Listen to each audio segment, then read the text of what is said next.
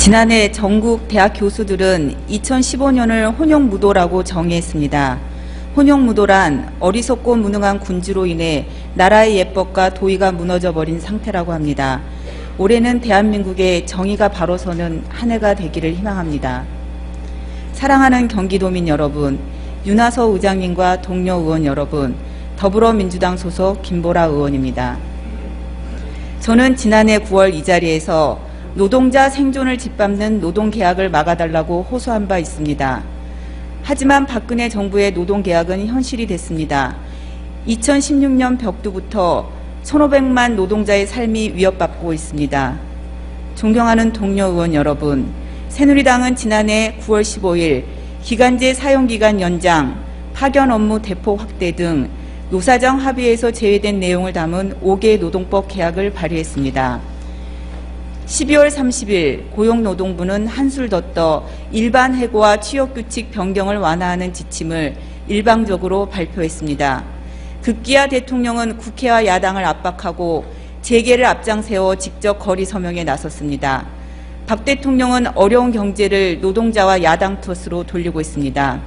도민 여러분, 정부가 노동자에게 그나마 남은 고용과 단체 교섭권마저 내놓으라고 협박하고 있습니다.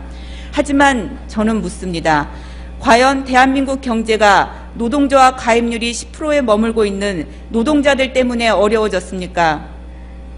정부의 노동법 개정안은 노동자의 희생만을 일방적으로 강요하는 노동계약입니다. 대한민국 청년을 비정규직으로 평생 살게 하는 법입니다. 부모들은 고용 부담에 시달리게 하는 법입니다. 오로지 재벌만을 위한 법입니다. 동료 의원 여러분, 지난 1월 23일 이기권 노동부 장관은 저성과자 해고, 취업규칙 변경 요건 등 양대 지침을 강행했습니다. 이는 불법입니다. 우리나라는 노동자 해고를 법으로 엄격히 제한하고 있습니다. 정리 해고와 징계 해고만 하도록 되어 있습니다. 그럼에도 불구하고 2012년 MBC 노조 파업 이후 이루어진 대규모 해고 사태에서 보듯이 노조를 약화시키기 위한 부당해고가 버젓이 자행되고 있습니다. 그런데 일반 해고 지침이 시행된다면 저성과자란 명목으로 MBC와 같은 노동조합 탄압을 목적으로 한 부당해고 등 다양한 부당해고가 수없이 일어날 것입니다. 성과평가의 목적은 해고가 아니라 노동자의 능력 향상이 되어야 함에도 이를 빌미로 사용자가 해고를 쉽게 할 수 있게 하는 고용불안 지침입니다. 취업규칙은 어떻습니까? 고용과 근로조건은 노사가 합의해야 합니다. 이는 노동자를 보호하기 위해 법으로 보장하고 있는 최소한의 권리입니다.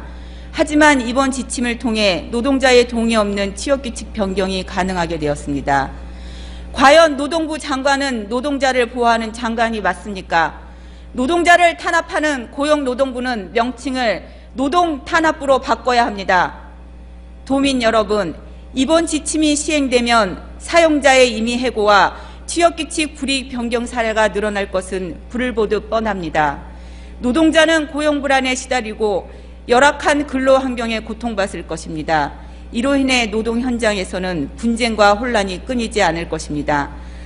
무엇보다 양대 지침은 법적 근거가 없습니다. 때문에 새누리당이 노동법 개혁에 나선 것입니다. 결국 노동자들이 일어났습니다. 한국노총은 9.15 노사정 합의를 파기했습니다. 민주노총은 총파업을 선언했습니다. 정부는 불법이라며 탄압을 예고하고 있습니다.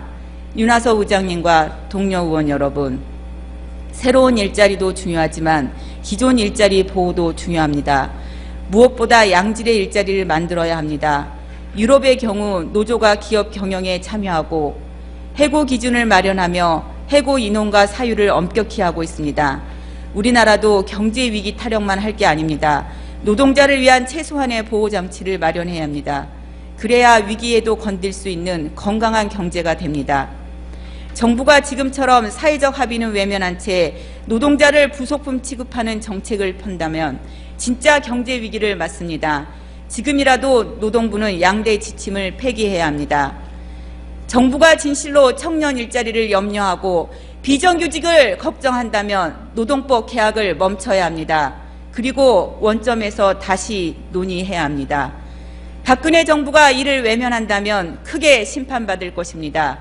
이상 5분 발언을 마치겠습니다. 끝까지 경청해 주셔서 감사합니다.